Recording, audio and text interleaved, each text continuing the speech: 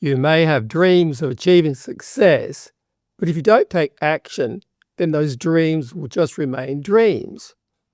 If you want to succeed at the highest level, then you need to master your mind. You need to get from the back seat into the driver's seat, so to speak. Let me give you an example. Someone may have a problem with focusing on a single task, so they see a psychologist to get some advice. The psychologist tells them that they have ADHD. What is ADHD? Attention, direction, hyperactivity disorder. But now this person wears the label and tells their friends that they have ADHD. Telling yourself that you have something only makes things worse. ADHD is a label for a behavior. ADHD is a noun. Nouns are static. They don't help you step up to the next best version of yourself. So once you've diagnosed the problem, so to speak, the next step should be to break it down into a process that moves you towards your desired outcome. So then you ask, how do you do the process of ADHDing yourself? Just about every problem can be turned from a noun into a process. Cancer, for example, is treated as a noun. And yet the medical profession also say that cancer is a healing process that fails to complete itself. Once you treat problems as a process, then it puts you into the driver's seat. Once in the driver's seat, then you have to learn to drive your own mind. And would you rather drive your own mind or have someone else drive it for you? If you drink heavily, rather than telling yourself that you have an addiction, which is a static noun that you wear on your hat, you should be asking, how do I do the process of drinking too much alcohol? What are the thoughts that drive the behavior? And what are the thoughts that I need to build in so that I can cut back on the drinking and step up to the next best version of myself? And what would the next best version of myself look like, sound like, and feel like? So now, when you see someone drinking too much alcohol or coffee, gambling, eating junk food, or even expressing a negative emotion like fear, anxiety, anger, or depression, you should be asking yourself, how do they do that? How do they do the process of creating a state of mind that results in the negative behavior? By asking how do you do the process, it puts you in the driver's seat and gets you thinking about the changes that need to be made in order to drive yourself in the direction that you wish to go. Now contrast this with the participants at an AA-type meeting. Each participant stands up in turn and says, I am an alcoholic. What they are doing is telling themselves that they are an alcoholic, and whatever that means to them. From my perspective, building that identity is not a smart thing to do. It will just serve to reinforce the problem. Step 1 should be to acknowledge that you have a problem, but step 2 should be to shift your attention to the desired outcome and start thinking about the next best version of yourself and ask questions like, what is the new me who is free from alcohol going to look like, sound like, and feel like 2 weeks from now? And then 6 months from now, as the new me, when I look back towards today, what will be the changes that I made that allowed me to transform myself? This is not rocket science. This is just understanding how to build in a structure in the mind that will help you to step up to the next best version of yourself. Transformation occurs when you realize that you can take control of directing the cinema of your mind. Think of yourself as a film director. You write a script, and then the film crew produce the film. If you don't like any part of the film, you rewrite the script, and you get the film crew to film the new scenes and then edit the film. You take another look at the film, each time making corrections until you create a blockbuster video in the cinema of your mind. But you can only do this if you take on the identity of the film director and train your unconscious mind to bring thoughts to mind and words to your lips and actions to your hands that serve you at the highest level. So let me give you the basic structure which every millionaire would understand. It starts with having a good understanding of your personality type. Roger Hamilton says that your personality type is your genius.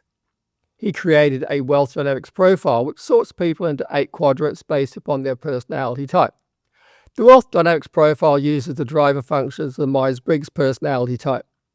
I recommend that everyone take a Myers-Briggs test, and if you use the personality hacker version of the Myers-Briggs, they have a car model which puts your dominant cognitive function in the driver's seat and your second function in the co-pilot seat. Just knowing someone's Myers-Briggs profile tells you an awful lot about them. You should also encourage your family, friends or work colleagues to take the test, that you can then compare yourself to them in terms of personality type, looking for similarities and differences. And then I would also encourage you to take Jordan Peterson's Big 5 test. And last but not least, take a look at NLP meta programs.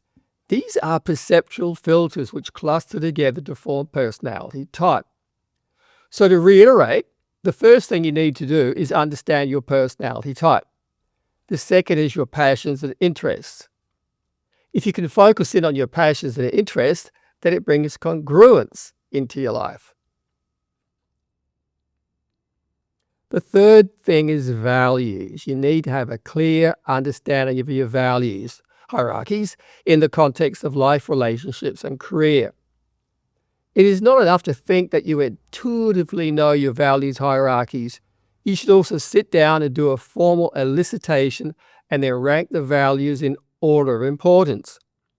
And then map out the meaning around each value so that you understand at the deepest level of your being why you do what you do. And keep in mind that values determine every decision that you make.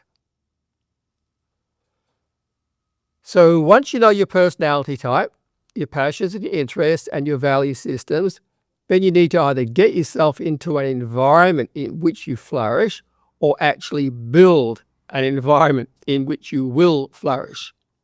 This means you surround yourself 24/7 with people and activities that support you in your endeavors. It also means that you stay away from negative people and activities that would serve to hold you back.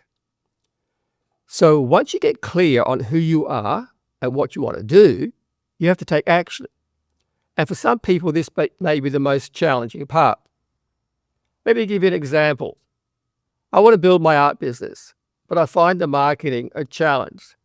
So what I did was write out a note for ChatGPT.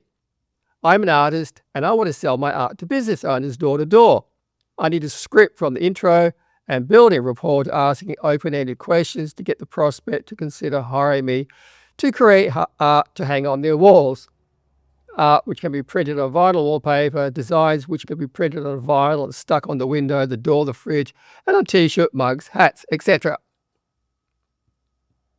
ChatGPT then gave me a door-to-door sales script. I read the script out loud and phoned a few friends and read it to them over the phone. And then I was thinking, what is the next step? In terms of systems and strategies, there are next step functions. So I was thinking, I needed some way to show people samples of my art. So rather than taking a physical catalog, I thought I would download the artwork from my website to my phone so that I could quickly show it to people. Once I learned how to do that, I started thinking, where can I find people to have a casual conversation about my artwork? So what I would like you to understand is that in every endeavor, there are lots of tiny steps. Each one of those steps can become a block or an obstacle.